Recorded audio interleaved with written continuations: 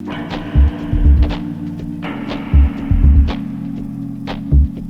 have next keynote speaker, Dr. Ashok Das. Uh, yes, I could see him. Hello. Yeah. So it's my great pleasure to introduce Dr. Ashok Das.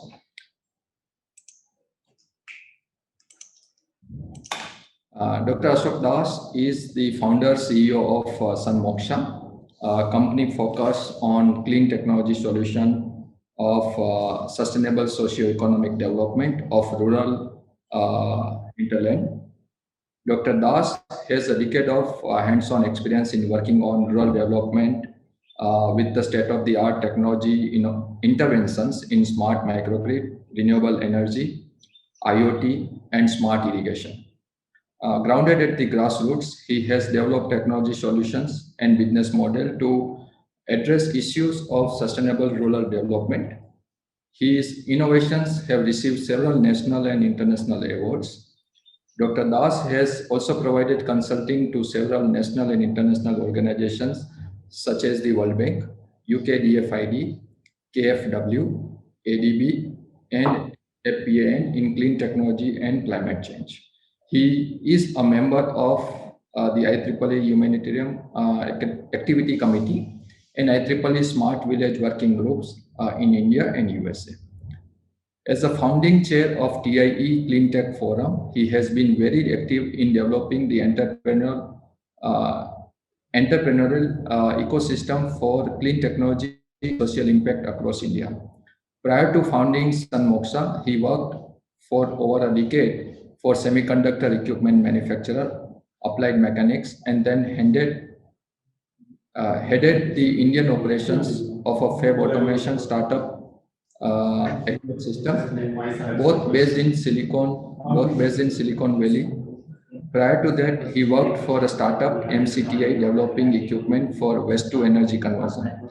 Dr. Das is a BTech from IIT Kanpur, India, and PhD from University of Southern California, Los Angeles, USA. With this very brief introduction to Dr. Das, I would now request Dr. Das to start the keynote session. Dr. Das, floor is yours. Thank you. Thank you, Naren, and thank you for inviting me to this wonderful event you have. I got to present, and I will just get right away started. Do I have the? Okay, I can share the screen. So you just heard about, I know this sustainability conference is focused around water and energy. You just heard an eminent speaker on water. And for that matter, actually, I also have a relationship with the Currency Patel Sustainability School. I gave a similar lecture, similar talk at the Florida Center about 3 years ago. And since then, we have been in touch with them. So it is privilege to be again speaking to this through the same center to all these students who are the future of this nation and who are the one flag bearers of sustainability. So what I will talk about is on the energy side. You heard a lot on water and how energy can catalyze rural development. I'll focus primarily on the rural work that we have been doing and how rural India can really benefit from renewable energy. As you all know, India lives in the villages. Believe me or not, I think I have been to more than 100 villages over the last decade or so, understanding challenges and problems. So it does have various challenges, multiple challenges it faces. And of course, I'm just reciting a few of them. You just have heard about water. Water and agriculture are correlated, and there is severe stress there. Sometimes we have drought, sometimes we have flood. And the sufferers are finally the farmers. How do they cope with these changing calamities, and that clearly impacts their livelihood? And you must be hearing a lot about many farmers suicide. It's all financial crisis suicide. So on the water side, you can see that we really have very stressed water level. This is a very recent data, and everywhere you see much more red than yellow. There is no blue at all now. So all across India, water is a problem, and we need to solve that. And some of the solutions were suggested by Kala. I will focus on some more. Energy is, India is supposed to be 100% electrified, but still there are areas, there are places where we don't have energy. And access to energy is one of the key requirement for sustainable development of the nation.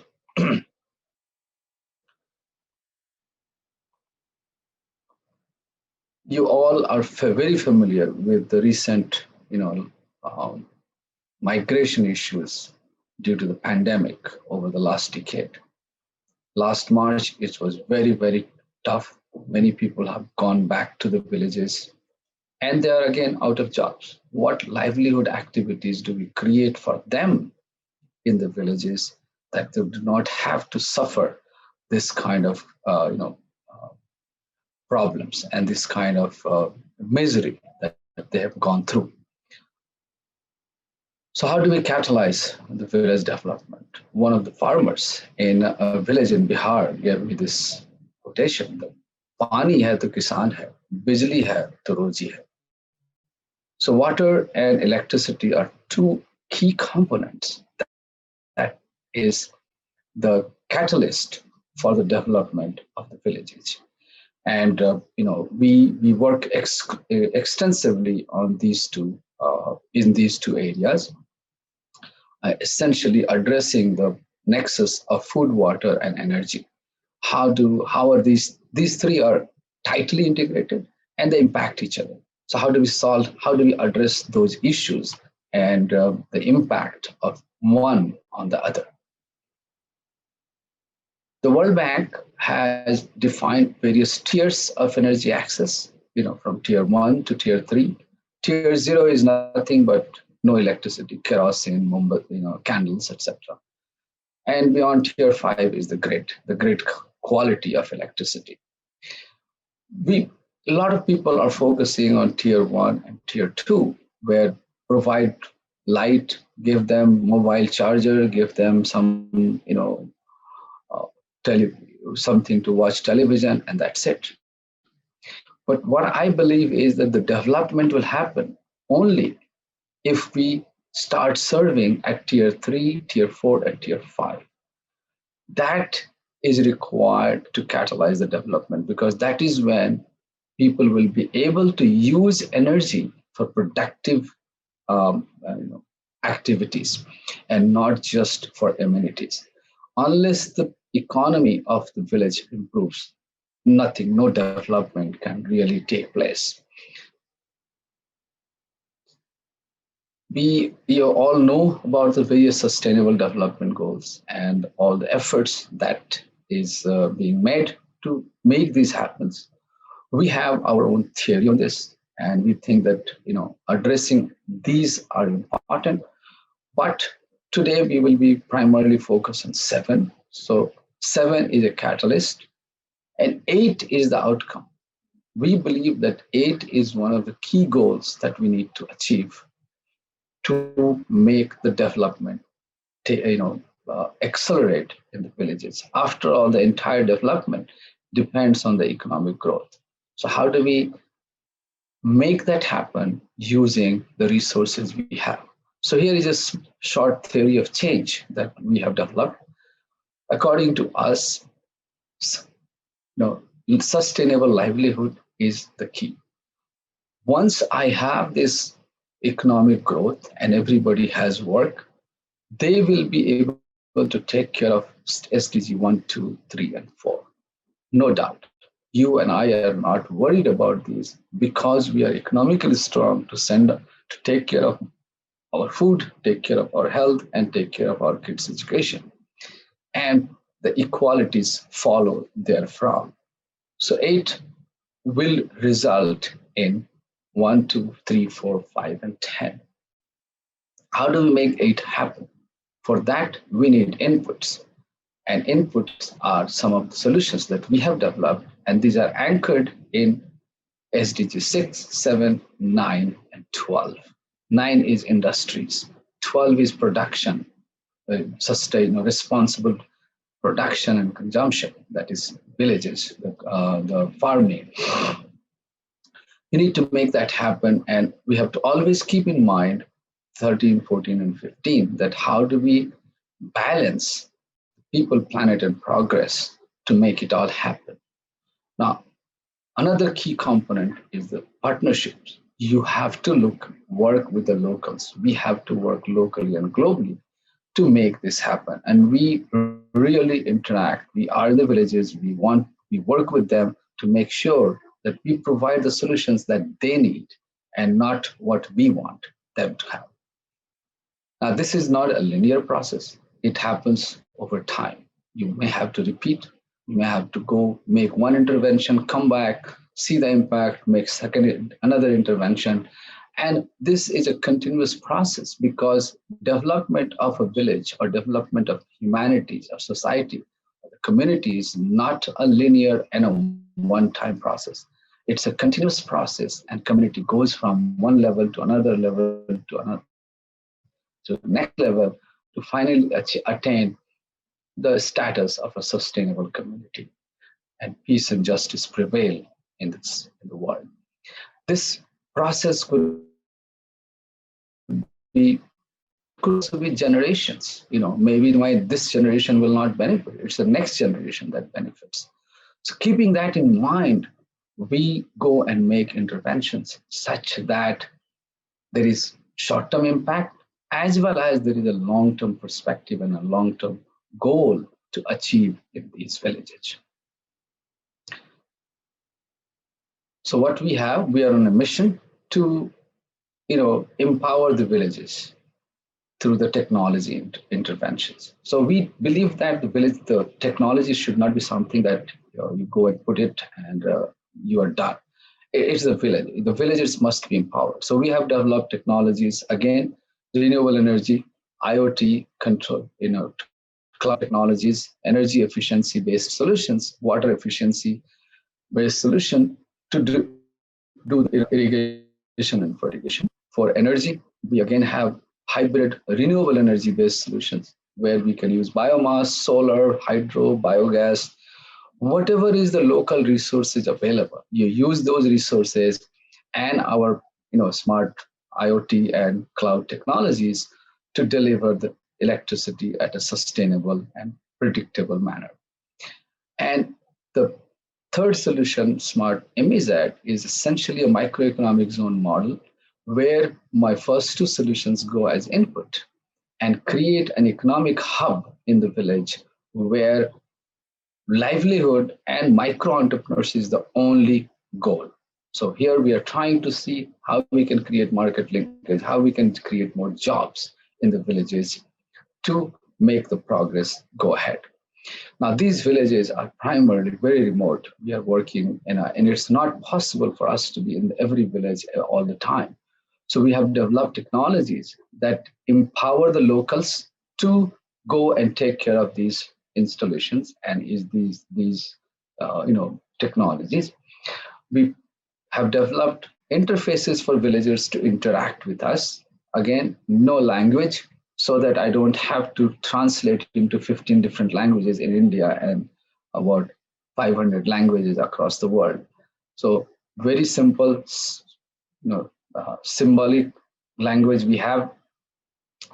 And then we have remote monitoring command center where we monitor everything remotely so that we know what is happening in the village.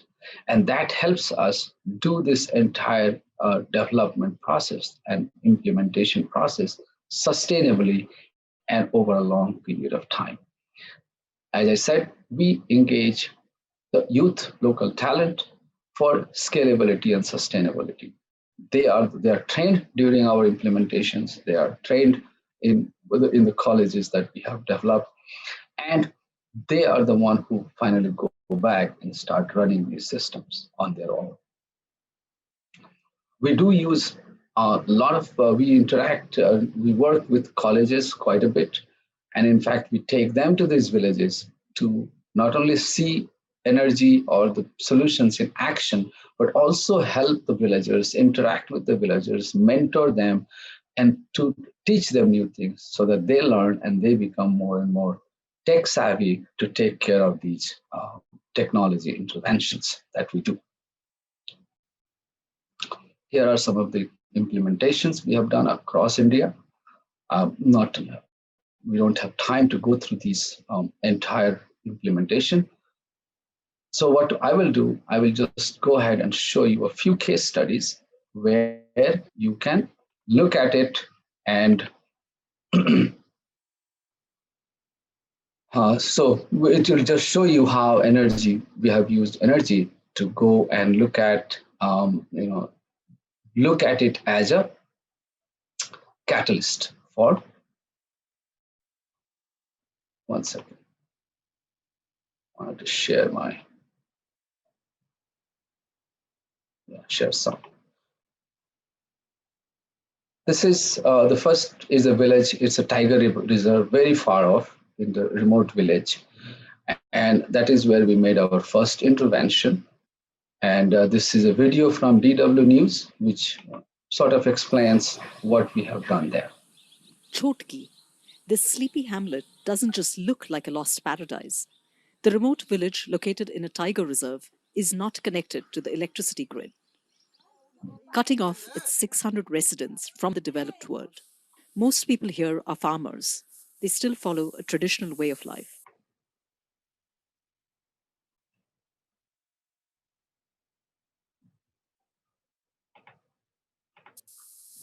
But things are changing.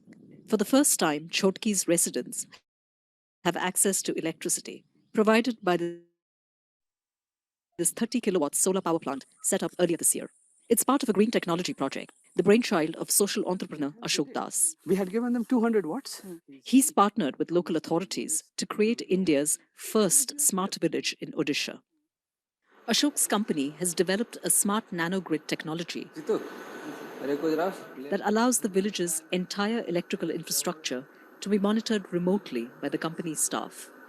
Meters and sensors collect data on energy consumption, making it easy to remotely manage supply and demand. Villagers pay tariffs based on how much energy they use. The company has also trained local youth from the village to monitor the system and detect any faults or overloading. They can even carry out basic repairs on the spot, ensuring the equipment is well maintained and running smoothly. Ashok says the model can be a game changer. By doing smart microgrid, what we are creating a basic infrastructure. We are creating a catalytic infrastructure on which many services will ride. Irrigation will ride, agricultural production will ride, food processing can be done, cold storage can be done, health services will come, tele-education services will come.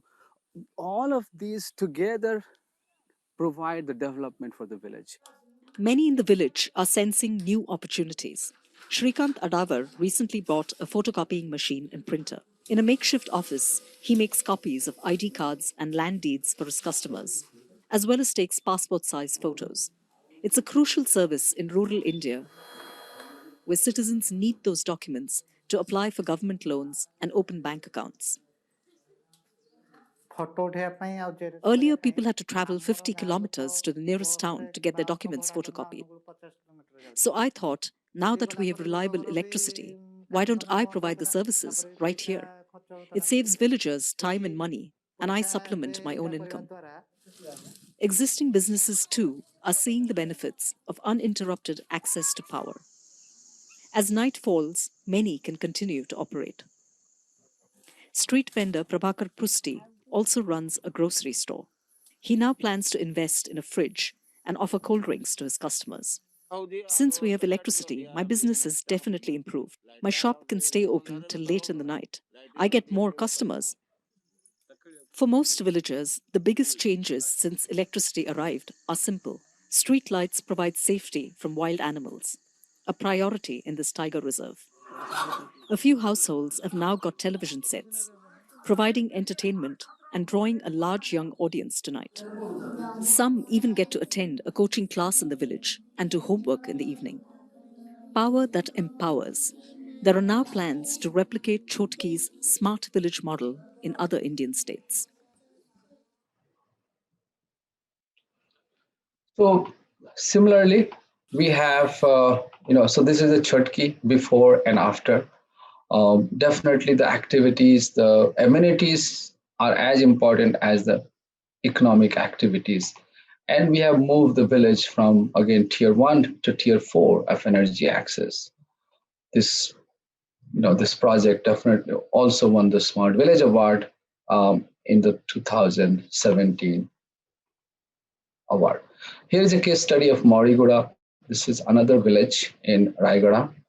And there, despite being around, surrounded by the river, the villagers did not have any way to do irrigation and go from one crop to any multiple crops. So primarily they were rain-fed monocrop. Water was unavailable for irrigation, and it was a rocky land. So we went, and our goal was to provide a solar water pumping solution for them and make it sustainable so that it is distributed between the farmers according to our need. So you have the local operator uses the tab or computer to assign which farmer will get how much of water, and that much water is delivered to that farmer, and he pays for the water being used. So that way, he doesn't have to invest in an entire system. As one system can be shared and used by multiple farmers, making it viable and affordable for everybody. Also, more importantly, water is not wasted. It's used only when required. If we have so many, if instead you could have multiple bore wells and multiple, water solution, water aquifers, that will deplete the water in the region very fast.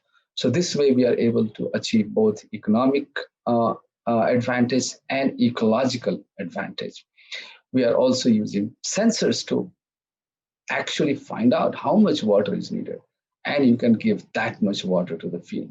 So further reducing the need of water, further reducing the waste of water and the resources. So this is the transformation we saw in that village, and some of the villagers were really able to increase their income by 10 times, so from 10, 20 to 30,000, to almost 2 lakhs a year. That is the transformation that we want to see, and that is the catalyst that we want to be. Here is another village. It's an island village. Electricity would never reach there.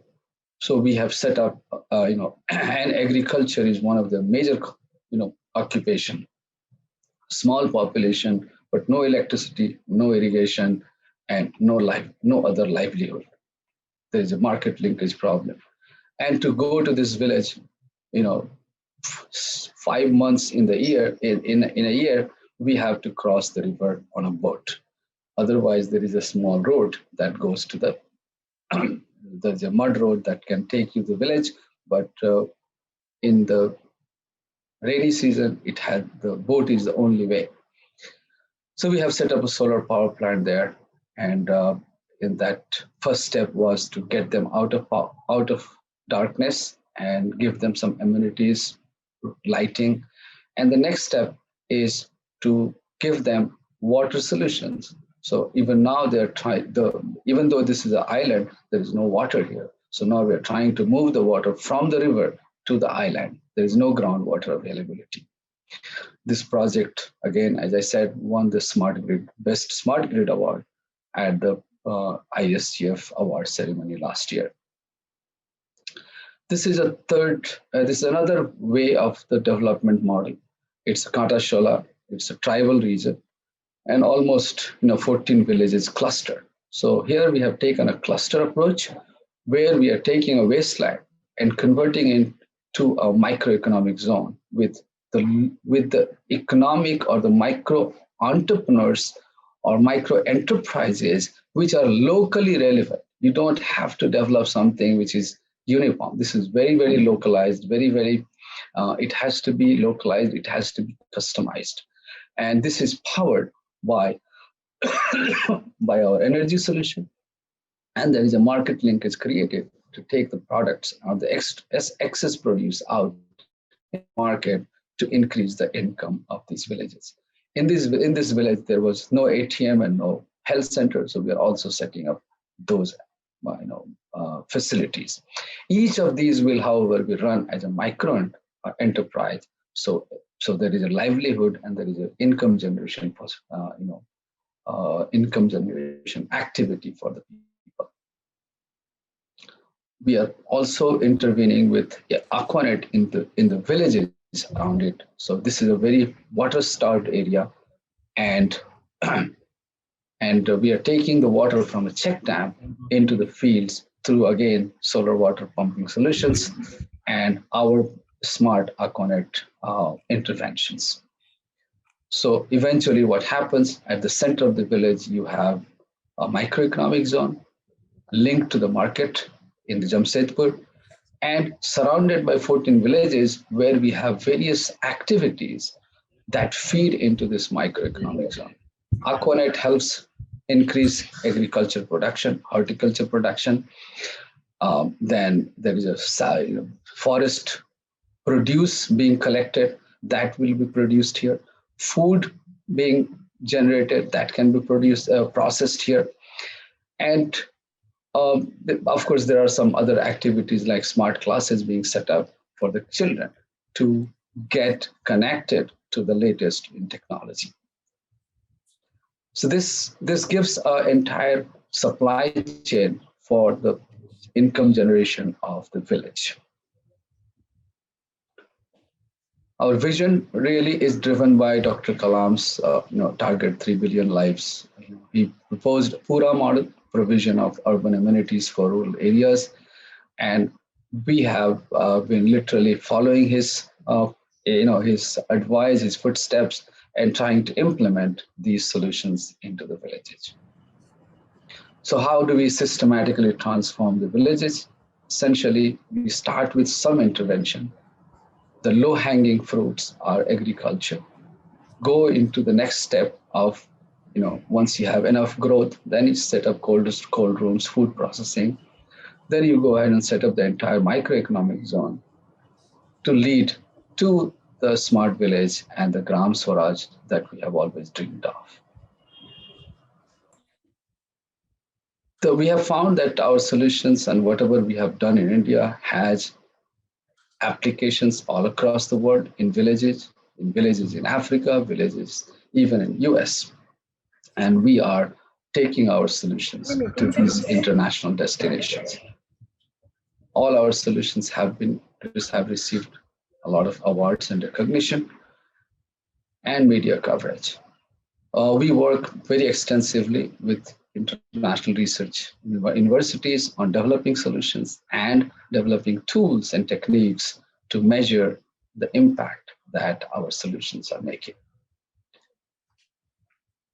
So what we are essentially focusing on: educated children, employed youth, happy farmers, and optimistic mothers. As I said earlier, it may not be one generation, it may be multi-generation. And we found that hope and that thought process in many of the villages that we have been working. Like this woman wants her grandchildren to be like us, which is a great hope that we have created. Thank you, and I can take questions. I greatly appreciate on behalf of KPCSD and IIT Gandhinagar, very enriching session by Dr. Das. Thank you very much. Thank you very much, Dr. Das. Thank you very much. And anybody, if they want to contact me, if we do work with students also, So they can come and work with us. They can do internship with us, but they have to be ready to go to the village. So all our internships are in the villages and in the field. Yeah. So, and you have all my information. Connect me anywhere you want. We are there to help you out. Yeah, thank you very much. Thank you very much for your Thanks. support and cooperation. Thank you.